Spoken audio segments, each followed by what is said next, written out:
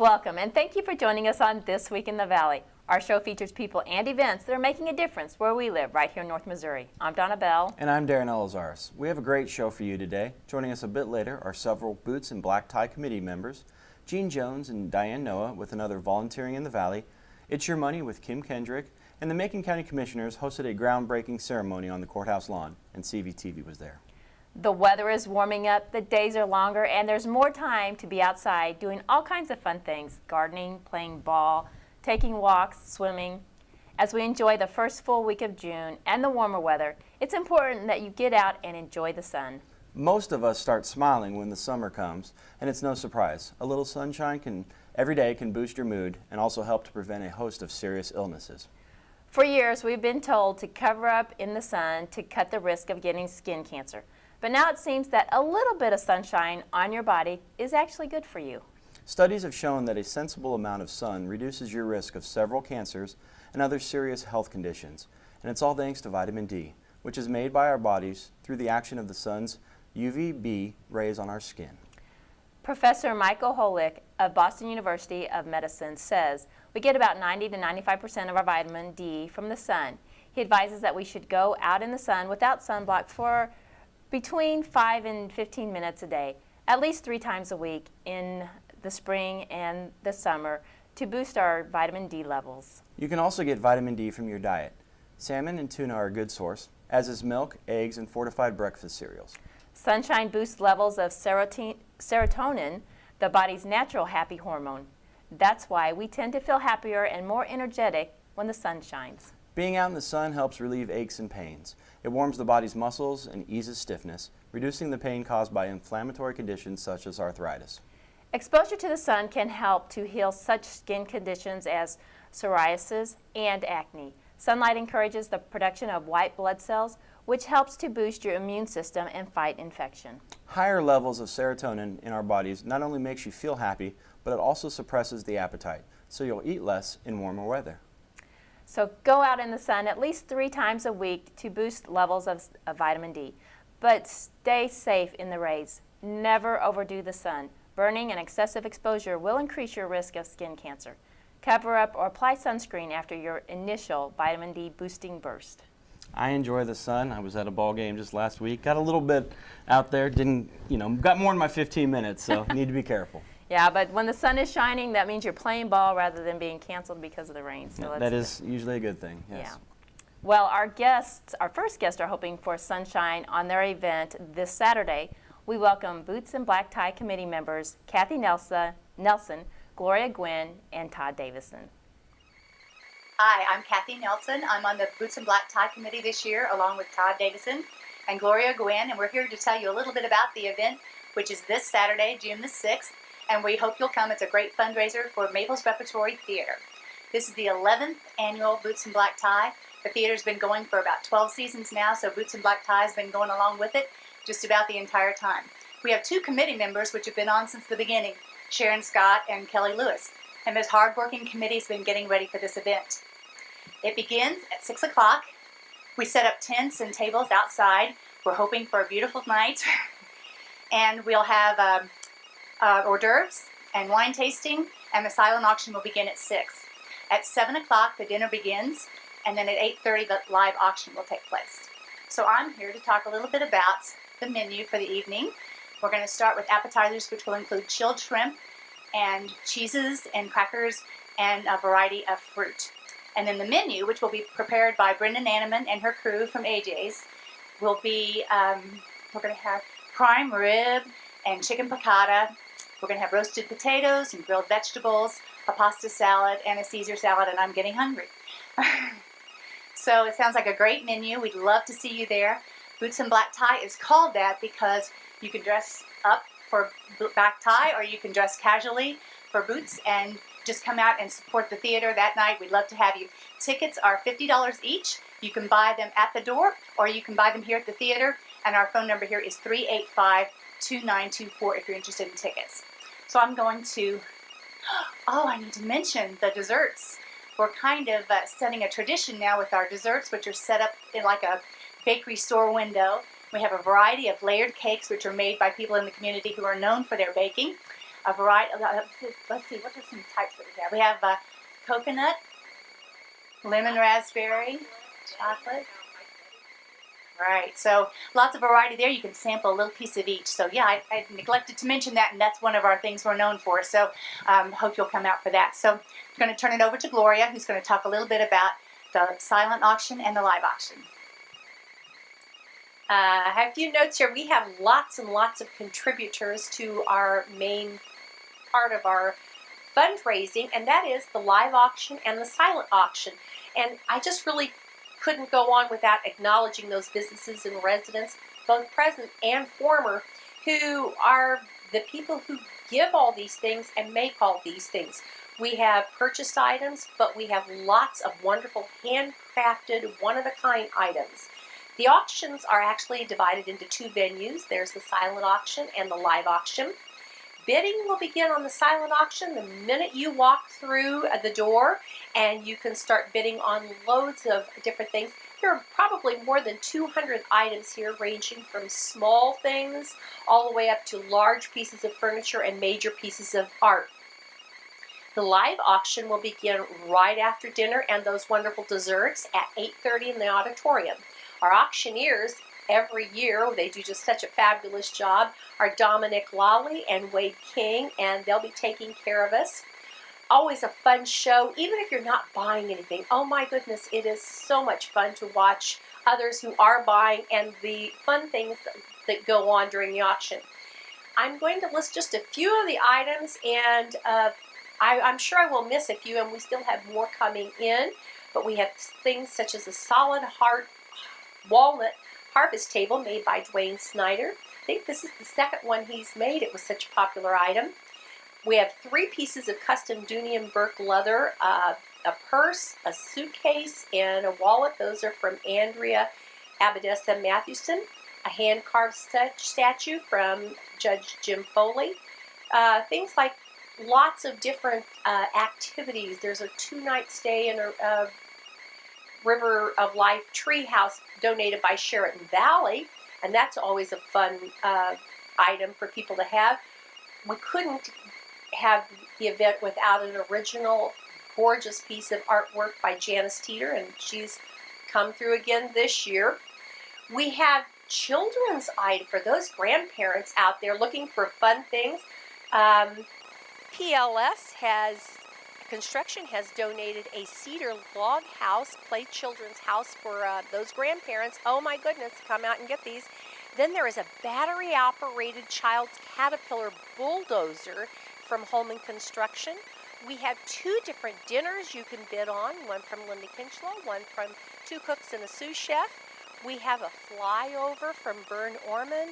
There's a beautiful eagle sculpture donated by Jim Webb. We have a handgun from the Gun Grove, and there's always the beautiful trees that are given by Vintage Hill at New Franklin, and also from Claypool Nursery.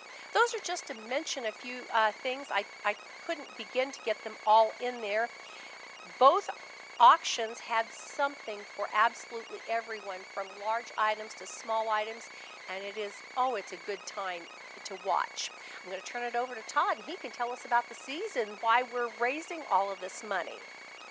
Yes, this is our 12th season in Maples Repertory Theater, and we are a nonprofit theater, and we hire in professional actors, directors, designers from all over the United States. And the ticket price that you spend when you come and buy a seat and come and see a show accounts for about 50% of the cost of running the theater. So that's why events like Boots and Black Tie are so important to us. And so we think Boots and Black Tie is a great way to raise money because it's fun for everyone, and it's kind of theatrical, and you'll get to see a few of the company members who are coming in because rehearsals are getting ready to start, and so that's always fun for people too. And we just wanted to take real quick and tell you about the 2015 season. In the summer we have 3 shows, and in the fall we have 3 shows. And this summer we're going to begin with The Curious Savage. It's a real cute and funny and heartwarming comedy about a woman and her greedy stepchildren who want to try to get her money, but she's a feisty old lady, and she figures out a way to turn the tables on the greedy folks, and it's a lot of fun, The Curious Savage. And then we'll immediately follow that with Pump Boys and Dinettes, which is a little musical about some guys who run a gas station, and then the girls across the highway who run a little diner, and they sing, and everybody on stage plays guitars and bass and instruments and percussion, and so that's a lot of fun. And that features Cheyenne Nelson, who's been with us a number of times. She played Patsy Cline for us, and she played Miss Mona for us before, and you've seen her in lots of other things and comedies, and she's there. And then Sean Riley is also one of the Pump Boys. He's been with us a number of times, starting way back in 2005. He's really, really funny, loose-limbed, and really fun to watch. And he's also a great guitar player, and so you're going to really love them leading that cast of Pump Boys and Dinettes. Then our big musical for the summer is A Funny Thing Happened on the Way to the Forum. Now this is a comedy that is sort of half vaudeville and half Roman comedy from way back in the BC. So it's all kind of people. There's Roman soldiers, and there's the slaves, and the people, and the folks that are in the town, and everything gets all mixed up, and it's it's very funny. I keep saying it's very funny because it is. So it's really a mishmash of old kind of vaudevillian styles, only pushed way back in history, and it's great music. The score and lyrics are by Stephen Sondheim. And so it's very clever and witty, and there's beautiful women and handsome men, and everybody's doing funny stuff. So that's A Funny Thing Happened on the Way to the Forum. Then in the fall, just real quickly, we have Church Basement Ladies, the 4th installment of the Church Basement Ladies musical series. And then Arsenic and Old Lace, classic American comedy about two old ladies, the Brewster sisters, who are just the sweetest people in their community, but they also have a little extracurricular activity where they invite lonely people, lonely old men into their house and give them poisoned elderberry wine, and because they think if they have nothing to live for, they might as well peacefully go out of this world. And so that's their little activity. And so then that's, of course, is discovered during the course of the play. And then finally, for our Christmas show this year, it's Forever Plaid Tidings. These are the 4 plaids who were here last year, 4 guys singing 50s and 60s pop music of the era, and lots of funny comic shtick, and they're doing a whole Christmas concert, and so that's going to be really fun. And all those 4 guys who were with us last season are going to be back for Forever Plaid Tidings, so that's a great way to end our season at Christmas time. So that's what I've just talked as long as I could possibly can, and it's time for me to say, come out for Boots and Black Tie, because it's a great fun night. We raise lots of money, and it's always fun just to see whether you think you're not going to buy something or you're going there because you're planning to buy something. Come out anyway. You can come by the theater and get tickets. They're $50 a piece, or you can just show up that night. You can just walk right up wearing your boots or wearing your black tie. Everybody's welcome, and it's a lot of fun. So we hope you come on out. Thanks to all. Make plans to attend Boots and Black Tie and enjoy an evening of delicious food and fun. And they've got so many neat prizes or things to bid on. I think it'll be really, you might walk away with something really cool. It really is a fun night. The number one benefit of home health care is that it allows patients to receive personal care in the privacy and comfort of their own homes. Jean Jones with AARP and Diane Noah, Director of Home Care of MidMissouri, join us to talk about the need for hospice volunteers. We're back with a little more volunteering in the Valley. It's good to see all of you again, or maybe it's vice versa. But today we have with us as our guest Home Care of MidMissouri, represented by Diane Noah, who is their executive director. They are a nonprofit agency, and they provide a great variety of home care services. But today we're mainly here to talk about hospice. Diane, tell us about your organization and what your particular needs are as far as hospice volunteers. Okay. Home Care in MidMissouri was originated in 1974, so we've been around for 41 years. Right. And it was just to meet some needs of people in the community, and that's what we're here for, to meet the needs of people in the community. We do that with multiple services, including home health, which is short-term, acute, maybe a wound care or IV care. We do hospice, which is end-of-life care. And we do in-home services, which is more like long-term care, but allowing people to stay at home instead of entering an institution.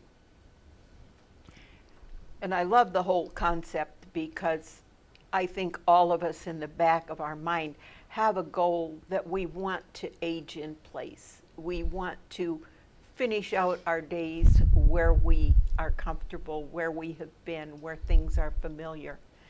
I've personally had a hospice experience when my husband was ill, and I know that he appreciated it because it gave him time at home with family, and I appreciated it because it helped with services and specific nursing care that I couldn't have provided him, but hospice did.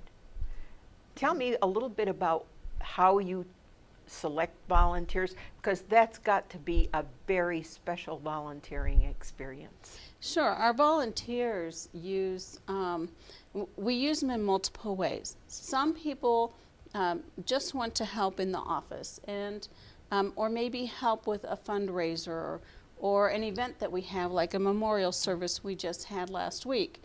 Others go out into the home, they sit with the clients. They allow the caregiver to have a break, because when you're caregiving for somebody on hospice at home, that's 24/7. And you just need a break, even if it is stepping outside to get a breath of fresh air, or lunch with a friend, or running an errand. It's just nice to have. So a volunteer can come in and sit and read, watch old movies, whatever it is they like to do, share stories. And it's a great relationship. It's very bonding and incredibly helpful for the family. I have experience of that, and the so-called respite care allows you to, as a caregiver, take care of yourself as well, because a caregiver who's down can't give care. They just can't. So that's a real huge benefit out of that, and I know that those who volunteer in that capacity give so much to the families and the households that they help to serve in that way. I understand that there's a special day coming up as well. There is, and we want to remind people and let them know that June 15th is World Elder Abuse Awareness Day. And just asking people to wear purple and help remember that elder abuse does happen, and the state of Missouri has a hotline number, and there is help out there, because it does. Caring for someone can be very taxing, and it's taxing emotionally and financially on a family, and spiritually. So we are there under hospice to help support all of those things. And even the outside family, because when you cared for someone in your home, there's still a lot of other people involved, including, your children or grandchildren or neighbors or people that, worked with your husband. So we try to take care of a bigger dynamic of people. It's not just care for the patient, it's care for the family and the loved ones of that individual. Yes. And that's what makes it so valuable and so special. Diane, is there anything else special that you have that you'd like to add, or any special requests or needs? Okay. Well, I would love to let you know that I am looking for a volunteer to help coordinate and run the volunteers. Someone that can be positive, help train, sign out tasks to do, just keep up with people. So, we need people in the office, we need people out in the field. We also get a lot of donated equipment. We clean and get back out, and we ask our volunteers to help clean the equipment. So that's part of it too. That's great ideas. And of course, part of our philosophy about volunteering in the Valley is that everybody has a skill to offer. You don't necessarily have to be extremely mobile to do the job that you're talking about. It will take somebody with organizational skills, obviously, and somebody who enjoys working with people. Absolutely. And that brings us back to what we summarize with every time. Keep in mind that volunteering in the Valley is a cooperative effort between CVTV at Sheraton Valley, and our local Long Branch area chapter of AARP. And some of the other requests that we have that are ongoing that we want you to keep in mind. And when you have a little spare time or a little spare talent, contact one of these organizations. We've got 3 working with young people, we've got 4-H, we've got Girl Scouts, and the Community Child Development Center. Now obviously 4-H and the Girl Scouts, you'd be working with slightly older children. The request right now specifically from 4-H is that they need some folks to help with the fair. They need some folks to judge the projects that the young participants have done. They also need some people to help check in exhibits and help them get set up. Hunger is always an issue in the community.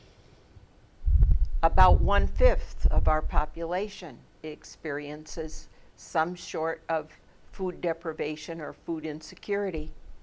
And we have organizations that serve those needs that need you to volunteer to keep their efforts on track. One of those is the Senior Center with the Meals on Wheels program. Would you be willing to deliver meals an afternoon or 2 a week, late morning a day or 2 a week, so that those folks who are homebound can have their hot meal once a day?